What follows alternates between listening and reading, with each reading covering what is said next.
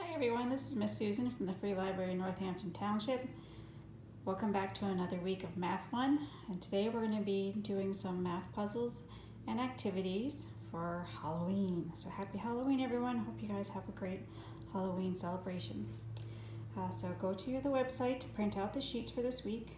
There's a few extras that I put in case you wanted to do some extra math fun. The first page is just a description of all the activities. The second is very similar to what we were doing last week. We're going to be doing another bar graph. This time it's going to be vertical. Last week we tried to do one that was horizontal. Just wanted to show you how they might look a little different. So I cut out these bags of candy, put them in a bag, and you're going to pick one. Here's the one that I picked. And then you go through each candy, count them, and color that many squares in your bar graph. So for instance, the first one is an orange candy. I see none of them there, so I'm going to put 0. The second one was purple, it's also 0. The third one is green, I see 2.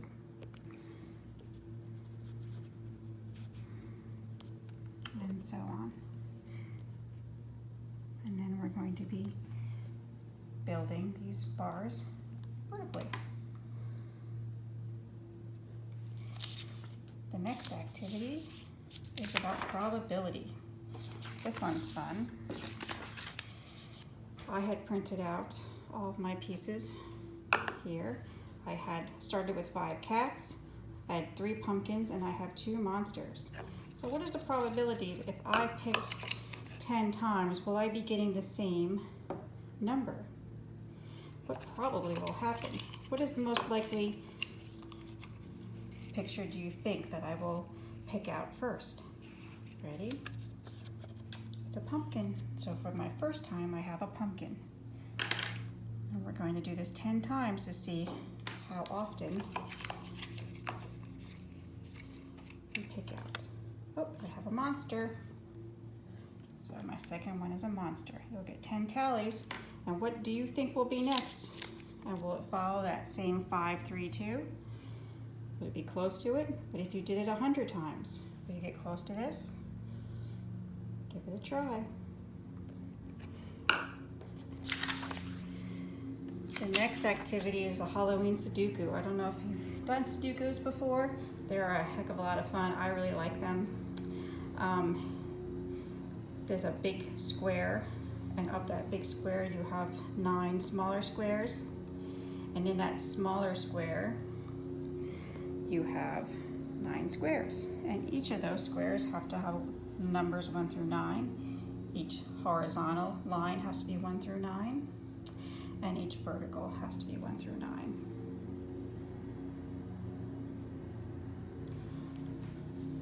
So give this a try. Let's see if we can do one first. I can see a pattern here. See, I see a 6 in this vertical line, a 6 in that vertical line, so there has to be a 6 in this vertical line. It can't be here because then it would share the square with the 6. It can't be in any of these spots because it would share the box with this 6, so it has to be in one of these 2 spaces. It can't be here because it will share this horizontal line. So my 6 will have to go right there. All right, see how far you can go. The next activity is rounding. So we're going to color in the candy that rounds to a particular number. So for instance, this piece of candy right here, 371. If I'm rounding that to the nearest 100, I'm going to have to go up because it's greater than 350. Greater than or equal to 350. So this will be rounded up to 400. So up here, if I'm rounding up to 400, I'm going to color that green. Another example would be 222, 222. Since it's less than 250, I'm going to be rounding down to 200. I'm going to be coloring that orange, and so on. So see how many colors you have with your rounding. All right, the next activity is a game that you can play with a friend or family member. You're going to need some dice, and you're going to need something to use as a marker of where you are on the game board. The object is that you're going to try to cover the ghost, and whoever covers the most ghosts will win. So for instance, if I roll and I get a 1, I can cover, I have odd number, I can cover any of these ghosts that is odd. So I think 9 is odd, so I'm going to cover that one.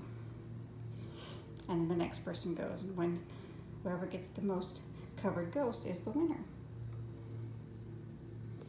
All right. Moving on to the next activity is another secret code, which we did last week, but this one has a fun Halloween message, and we're going to be using our multiplication skills.